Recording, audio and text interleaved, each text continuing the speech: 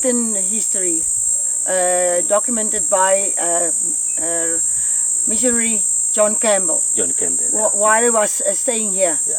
with the people, because he wants to bring the word of God to them, and he get permission from Khosimilwa to stay here. So he was staying here for a couple of days. He wrote a diary, he makes sketches, and that is the only written history that you can really depend on as well. Except the oral history of the old Botswana people. I mean, they are the real informants.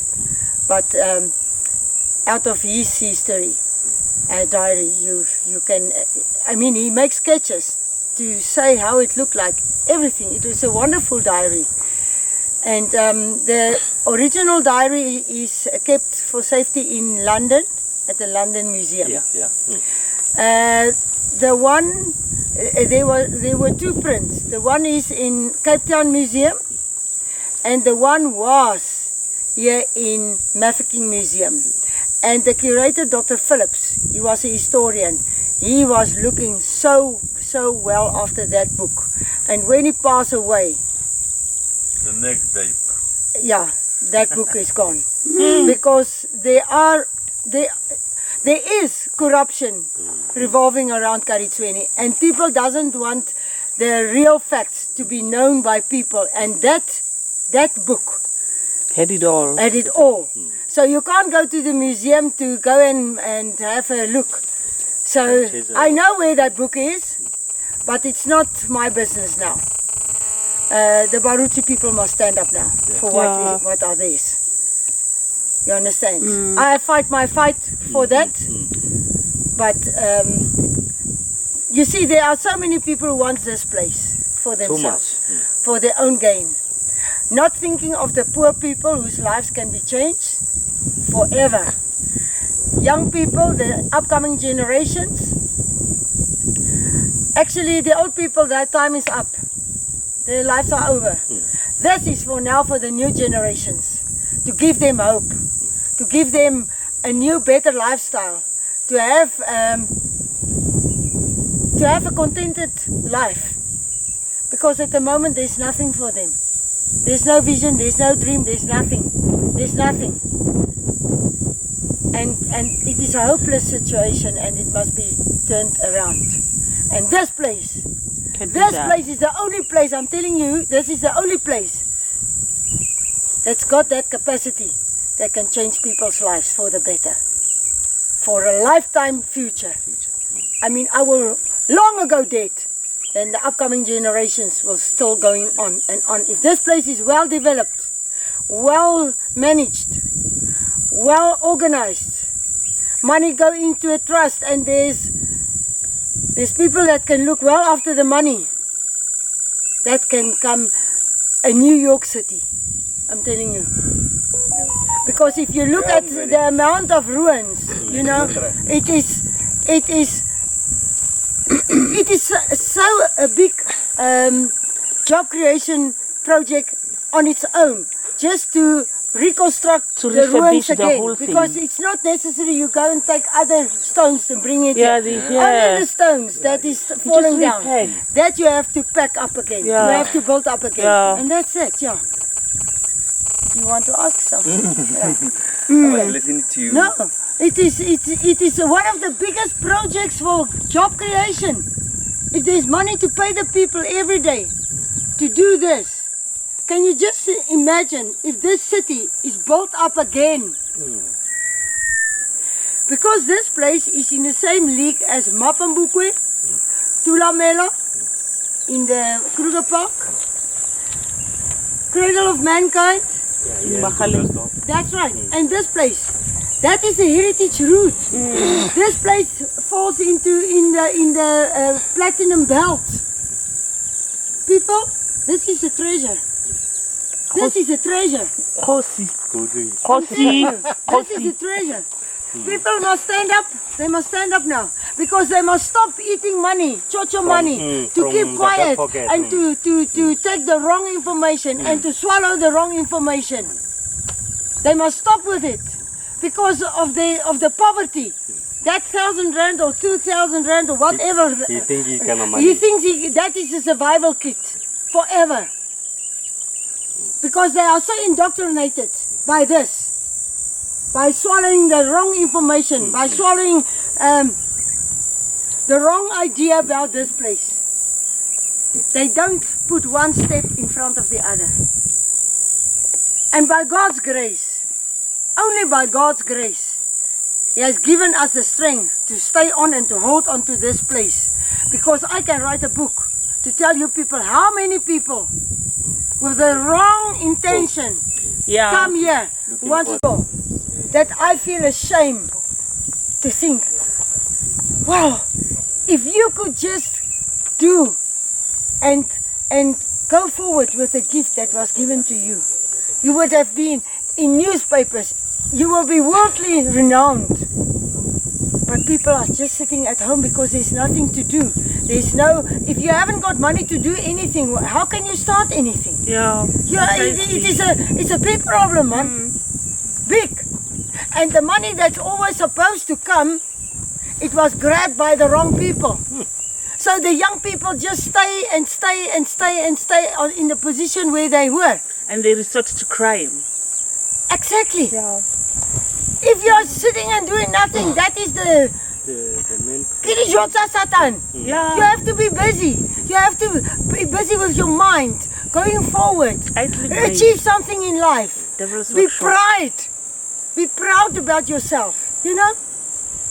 And there is no other place as this place who can change this. The whole social and economical problems that they are. This is the answer for the youth. On Heritage Day, on Heritage Day. Even the blessings of our ancestors. That's exactly. I'm telling you, this is ancestral land. This is ancestral land. If you put your foot here, you are blessed. You are blessed, and you must know. You must know that you know. This is not playtime. You must come with a good intention here. The heart must be pure. Because then you've got the vision and you can go forward. Okay, Tanya. I just want to tell you, on Heritage Day, there was I must acknowledge him, there's a journalist here in Mokola. He's still studying. But he was organizing taxis to bring the youth here. We were nearly 300 youth coming that day here. There was no food, there was nothing, only water and bananas. Because we didn't have any support from the municipality, nothing. Because they didn't help us to do the road. We did the road out of our own pockets now again. But that day, the taxis couldn't go over the humps. So we walked that day 20 kilometers by foot. By foot. People, children as young as 10 years and younger was in that group. We start 9 o'clock in the morning. We walk by foot because where we have parked the taxis, it was 10 kilometers from there to the other side of the mountain. And we return it back. So we have walked 20 kilometers that day. But there was a purpose. Those people, they were so excited visiting their ancestral land for the very first time in their lives. So many people doesn't even know about DiTshwene. They don't know, even the big people, the grown-ups.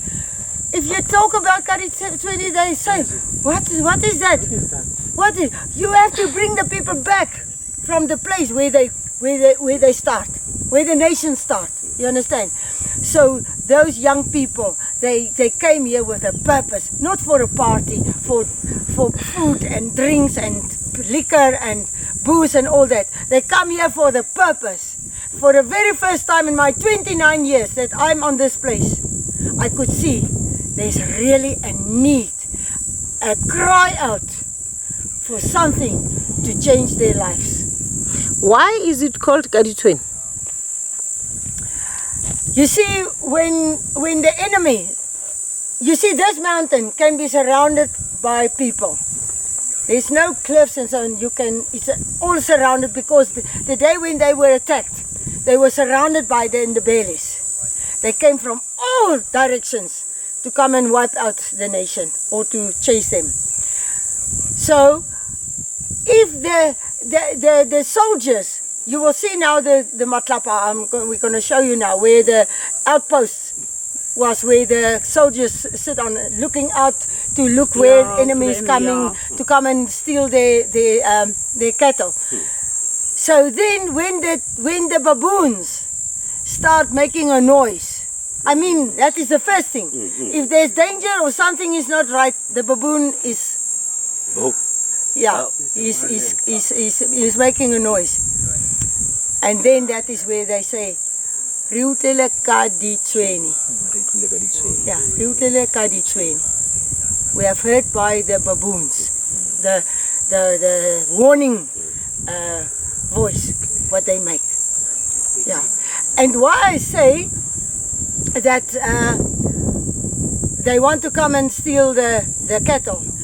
The Bahurutshe people, they were the richest people with cattle, because they were the only black tribe who could melt the matlapa, the iron matlapa, and make vessels and tools for agriculture. And that is where the Zulus and the Ndebeles come, and they buy the assegai spears and the everything what is made from the iron. They bought it from the Bahurutses with cattle, and they pay them with cattle. And that's why Campbell has written in his book that at dawn, as far as you could see, more than 3 kilometers, when the cattle is coming in at night time to the kraals, it was over 3 kilometers in distance where you just see the cattle. Can you just imagine how many cattle is it? There were many. There at the house I will show you another vessel that I kept in safety, because the others were all stolen from here. It was really, there was such corruption going on that people has even come and steal all this implements and everything that was lying around here to take it for themselves, to think they will rechange the DiTshwene. You can't change the history. Yeah, you can't. You can't. It doesn't matter who is talking. The history is a history. The remains are there. Here's the biggest.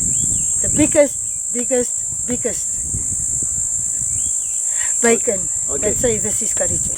This is the largest Iron Age settlement in South Africa. This is the last Copper Age in the world. This is the last Copper Age settlement in the world. Because if you are going now through all the information and history and so on, that is too much to put it out now today. You know, there's a lot of information. That is just very, very important facts that I'm telling you now. There are two main fountains that was been calculated in 2016 already. That if that fountains can be turned over to a bottle plant, manually or electronically, then it can provide so many jobs, and it can generate 17 million rand per month by bottling water. Because that is a fast growing business, beverage business in the world of bottling of water, because of the water situation worldwide for pureness. So we have tested the water at the laboratory, and also for the strongness of the water, and that is that meets the requirement to put up the bottle plant. But I mean, that is just facts that we have said. I mean, the jobs that can be created on this place is endless. Just to reconstruct the ruins is one, but there are many others.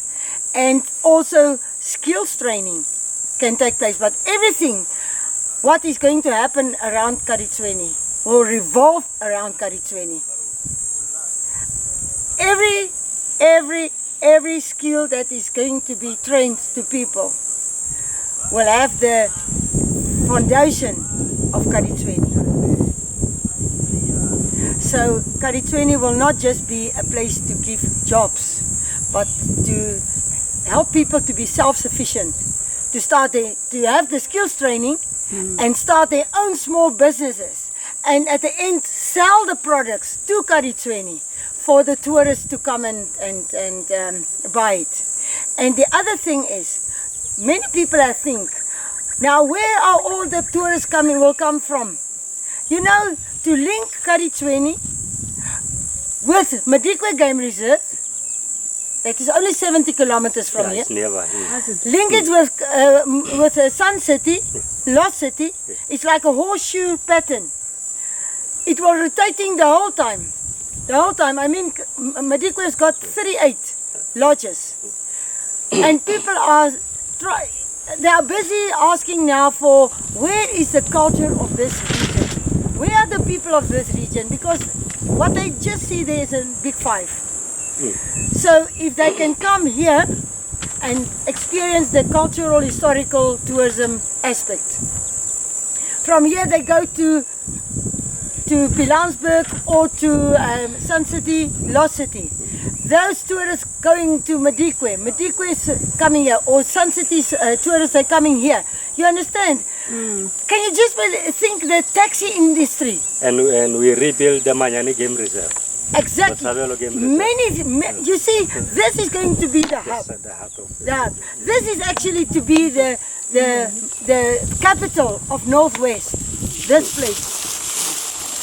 You understand? And out of this tourism product, many other small things, tourism products, will rise out of the they will complement each other. Exactly, day tours and all that. But now you mentioned the skills. What skills can DiTshwene offer to our youth? You know what? Take only the horns of the cattle. I mean, how many horns are thrown away? Many. With the funerals and with weddings and karitiro.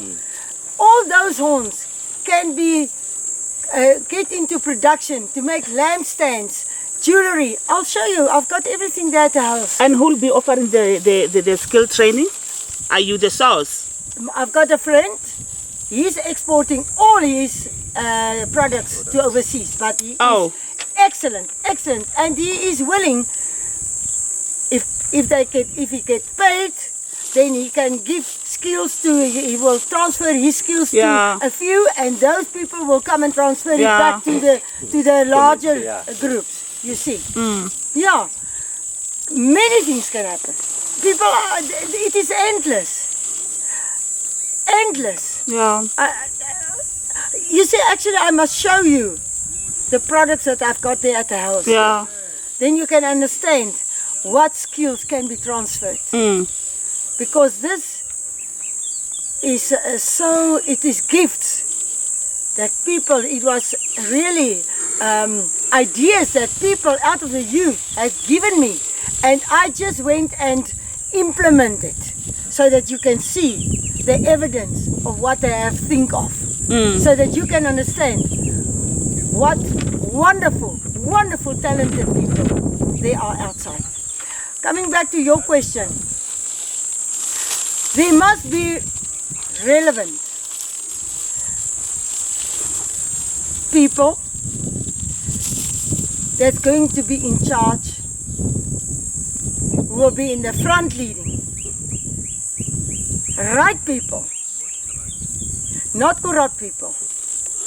People with the right intention that will lead this place forward. Representatives out of the Khosing, the royal family, number first. And then the rest will be chosen. A few will be chosen because too many cooks spoil the broth. Yeah. And everybody wants to be the boss. And then we just stand where we stand. We will not go one step forward. There must be really, really, really a vision. Everybody must be on the same page. Not thinking in his head, oh, somebody who nothing like that. Nothing. Nothing. The money, I think, that's what I think. The money will go into a trust, and all the villages will be trustees out of that trust. If that village needs a small hospital, or that one needs a nursery or whatever, then the money will be divided equally to the needs. And there's a big eye on that money. And it's not only 3 or 4 people that's gonna sign. But I mean, that is the in-camera planning for what people will do there, and so on. And another thing, there are so many Naka in South Africa. If this place can provide a huge nursery, starting all the medicinal plants, in holders, and all the Naka can come and buy the medicine plants from DiTshwene. Because we also have to look at the environment. The environment is really damaged by people. At the end there will be nothing left. The young people will not even know what medicinal plants is there and for what is the use of it, etc., etc. Because you have to think the whole time, coming back to the youth, coming back to the upcoming generations. Because the old people know all this knowledge. They've got all that knowledge. But the young people doesn't know anything. They are so used to the westernized methods and all that there's nothing left of the culture. And I mean, you have to be very proud about your culture. And that is it's a mindset change that must take place for the youth. To be proud about their culture, to be proud where they come from, to be proud about this medicinal plant or whatever, No, this place is going to change people's lives upside down for the good. It is just to walk the walk and take the first steps to the right direction now. And always the thing is, I can just mention that through all this, what had happened, I worked with old belated Kgosi Milwa of Driefontein. Yeah. Okay. And he appointed a man to tell him, Samalima Delport, because he knows the people. And if I was not sure about something, he could advise me sincerely. And I take his word because he's a man of integrity. And that is Rasa Begodi. Yeah. Rasa Begodi. Morwas Rasa Begodi. That man, I know that he's got the right vision, that he's working with me, side by side. And if I say again, and he doesn't tolerate to take people on if for the wrong reason. Because this place is of too much importance to play around anymore. I mean, when all this corruption started in 27, I mean before that as well, but that was just playtime. We could kick those people out of the way. But from 27, there was huge attempts to take this place for the wrong reason. But I'm telling you, I wasn't even aware of what was going on. God knows everybody's heart. And he has exposed them all. I'm telling you, I can testify today that it was not for God. If it was not for God, then really, then I don't know, then this place could have been long ago in the wrong hands. And destroyed. And they destroyed. I mean, they have tried to destroy us. They have sabotaged that whole farm, thinking that we must become bankrupt and go away and leave this place out of losing hope. But that will never happen. That will never happen because there's a purpose. If you've got a vision, there's a purpose, and you stand fast in that vision till the end. Because when you are old and you look back, what are you going to think if you have give up hope and just leave it? Because there are too many poor people who are hopeless. And on behalf of them, you have to take the reins and walk the walk till the end. I thank you. This is another monolith out of the Khosing that's lying here on the ground. That was the latest one that was planted in. But that one is a long one down because they even tried to get that one out of the surface. But they couldn't because that Khosi was very clever. Yeah. His ancestors, no, they had to plant a very long matlapa in because they want to change the point where the monolith is. They want to take it out and put it in another place. Okay. Yeah, that's even what they tried to do, but they couldn't manage. What is a monolith? Can you explain?